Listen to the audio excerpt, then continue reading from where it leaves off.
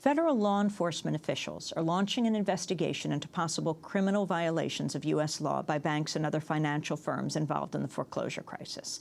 The multi-agency task force on financial fraud, led by investigators in the Justice, Treasury, and Housing departments, are exploring whether banks broke the law and misled federal agencies when using fraudulent documents to foreclose people's homes.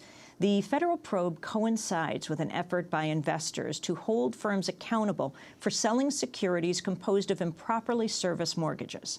Late Tuesday, a consortium of 8 investors, including the Federal Reserve Bank of New York, demanded that Bank of America buy back some $47 billion worth of troubled home loans packaged into bonds by Countrywide Financial, which is owned by Bank of America. The New York Fed is also considering suing Bank of America. The interagency federal investigation was announced a day after Bank of America and GMAC Mortgage said they're resuming foreclosures in the 23 states where a court's approval is needed to foreclose. 10 days ago, Bank of America had imposed a nationwide halt on foreclosures. Following revelations, employees at several lenders had approved thousands of foreclosure affidavits and other documents without proper vetting. On Tuesday, White House Press Secretary Robert Gibbs said the Obama administration's committed to holding banks accountable for any legal violations tied to foreclosures. Our concern has been ensuring that the process adequately complies with the law.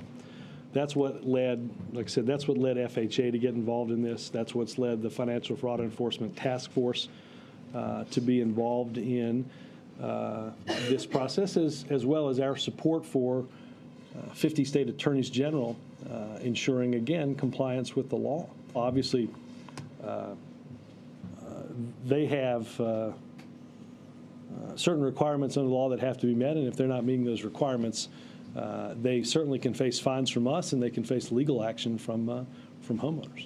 Well, members of President Obama's Financial Fraud Enforcement Task Force and other administration officials are scheduled to meet today to discuss the foreclosure crisis.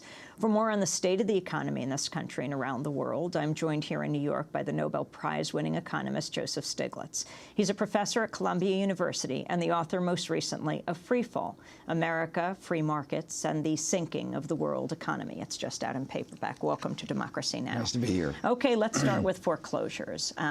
What do you think needs to be done? If you were in that room today in Washington, D.C., what would you say? Well, first, I begin with the problem of so many Americans owing more on their homes than the value of their homes. We have to put this in context. The mortgage companies, the banks, engaged in predatory lending practices. They weren't asking what was the best mortgage for these homeowners. They were asking what was the mortgage that generated most fees for me.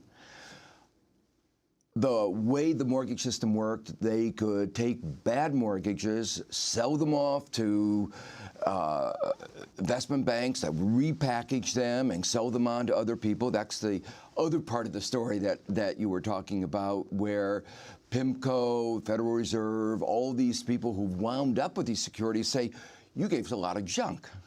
So it's all the way along the pipeline that there has been fraudulent behavior, all the way from the foreclosures that you were talking about, but really going back to the creation. So in my mind, what we should begin is trying to protect Americans. So we ought to have a homeowners Chapter 11. Let me explain what that idea is.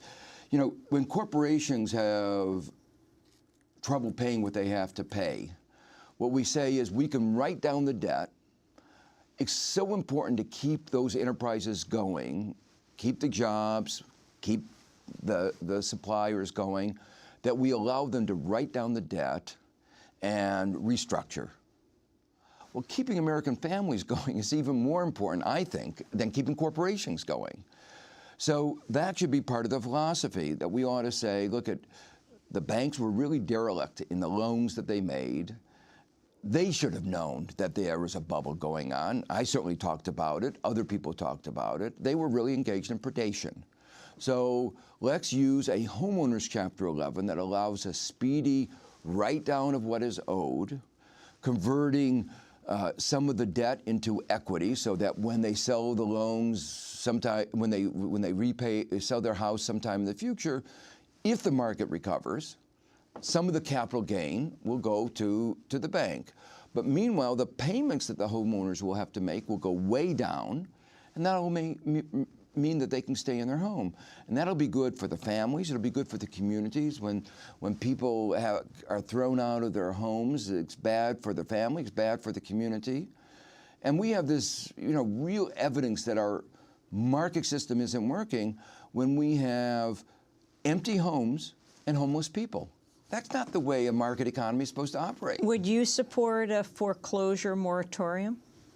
Well, I think probably the answer is yes. The fact is that they've generated so many bad mortgages, so many fraudulent mortgages, and by the way, this problem of fraud has been known for a long time. The FBI started reporting on this years ago. I talk about that problem in my book.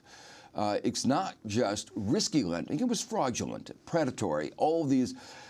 And so we have a backlog now, and we shouldn't be surprised that our legal system is not capable of processing the numbers of foreclosures that have to be processed. We're talking about probably something in the order of magnitude of 3 million, 3.5 million foreclosures, actions this year. Last year, the estimate was about 2 million lost their home. The year before, 2 million. Our system isn't geared to that.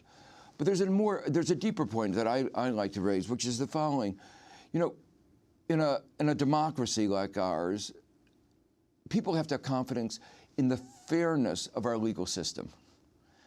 And if they feel that the legal system is stacked against them, then voluntary compliance, our whole social fabric starts fraying.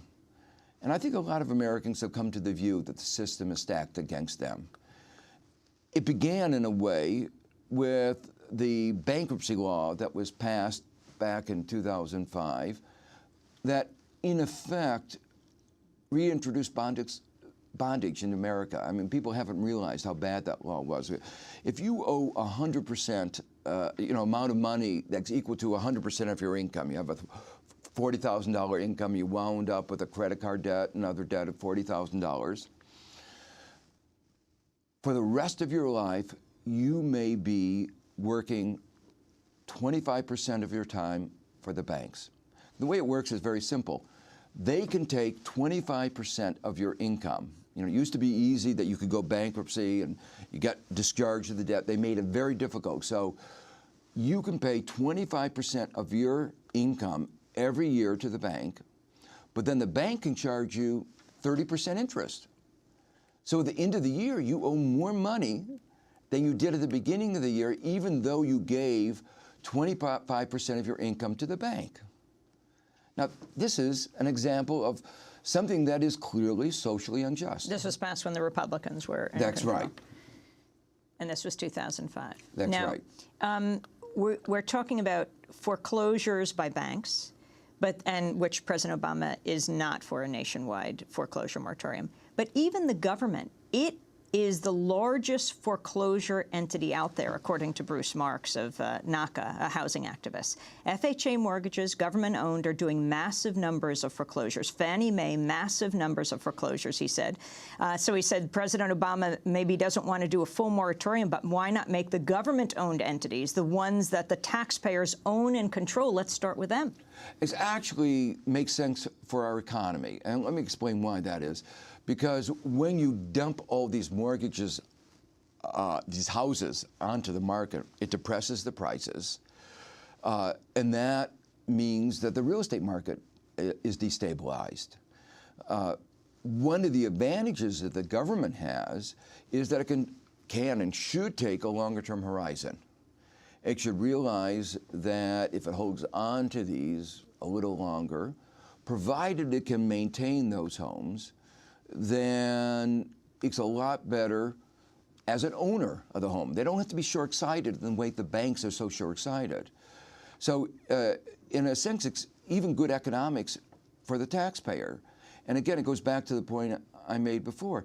It makes absolutely no sense in our economy to be creating homeless people, throwing people out of their homes, disrupting the education of their children, undermining the communities and at the same time having these empty homes. And what really happens when you throw people out, very quickly the house starts to get wasted.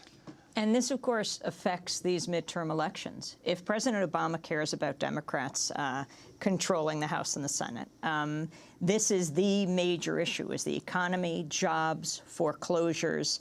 And yet they constantly, just in the last few days, David Axelrod, the White House advisor speaking for the president, says there are in fact valid foreclosures that probably should go forward. HUD, they're saying the same thing. Where do people gain any confidence that the president, who said he was taking on the big corporations, cares more about them than the banks? Well, you know, one of the key words here that you said is valid foreclosures, because we believe we have a system of the rule of law, but what we have to recognize is that there was fraud all along the line.